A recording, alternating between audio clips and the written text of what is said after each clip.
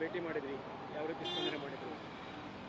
ಅವರು ಹಿಂದೆ ಕೂಡ ತುಂಬ ಸಕಾರಾತ್ಮಕವಾಗಿ ಸ್ಪಂದಿಸಿದ್ರು, ಈಗಲೂ ಅಷ್ಟೇ ತುಂಬ ಸಕಾರಾತ್ಮಕವಾಗಿ ಸ್ಪಂದಿಸಿದ್ದಾರೆ. ಸದ್ಯದಲ್ಲೇ ಅವರು ಕ್ಯಾಬಿನೆಟಲ್ಲಿ ಇದರ ಬಗ್ಗೆ ಚರ್ಚೆ ಮಾಡ್ತೀನಿ ಅಂತ ಹೇಳಿದ್ದಾರೆ. ಒಂದು ಸಕಾರಾತ್ಮಕ ಆಶ್ವಾಸನೆ ಕೊಟ್ಟಿದ್ದಾರೆ.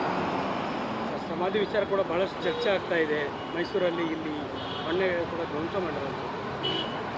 ಅದರ ಬಗ್ಗೆ ನಾನು ಸಮಗ್ರವಾಗಿ ವಿಸ್ತಾರವಾಗಿ ಈಗಾಗಲೇ ಪತ್ರಿಕಾಗೋಷ್ಠಿಯಲ್ಲಿ ಮಾಧ್ಯಮದ ಮಿತ್ರರ ಮುಂದೆ, ಅಭಿಮಾನಿಗಳ ಮುಂದೆ ನಾನು ಮಾತಾಡಿದ್ದೀನಿ.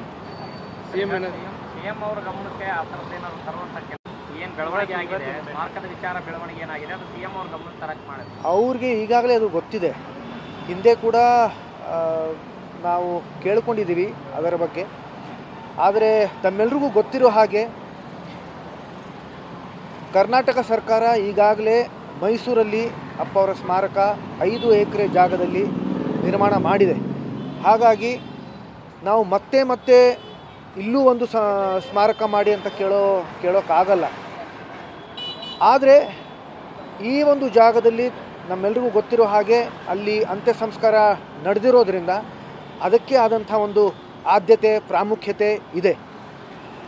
ಅಲ್ಲಿ ಏನು ಒಂದು ಮಂಟಪ ಇತ್ತೋ ಅದು ಭಾರತೀಯಮ್ಮವರು ಅವರೇ ಅದನ್ನು ಕಟ್ಟಿಸಿದ್ದು.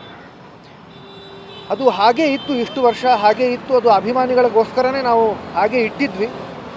ಆದರೆ ಅದು ತುಂಬ ದುರಂತ, ಈ ನಡುವೆ ಅದು ಏನು ಒಂದು ದುರ್ಘಟನೆ ಆಯಿತು, ಅದು ತುಂಬ ದುರಂತ, ಅದು ಆಗಬಾರ್ದಾಗಿತ್ತು. ಆದರೆ ಈಗ ಅದು ರಾಜ್ಯ ಸರ್ಕಾರ ಹೇಗೆ ಅಲ್ಲಿ ಇನ್ನೂ ಮತ್ತೆ ಅದನ್ನು ಜಾಗ ಅದು ಕೊಂಡ್ಕೊಳ್ಳುತ್ತೋ, ಯಾಕಂತಂದರೆ ಅದು ಈಗ ಬಾಲಣ್ಣವ್ರ ಕುಟುಂಬಕ್ಕೆ ಅದು ಸೇರಿರ್ತಕ್ಕಂಥ ಜಾಗ ಆಗಿದೆ.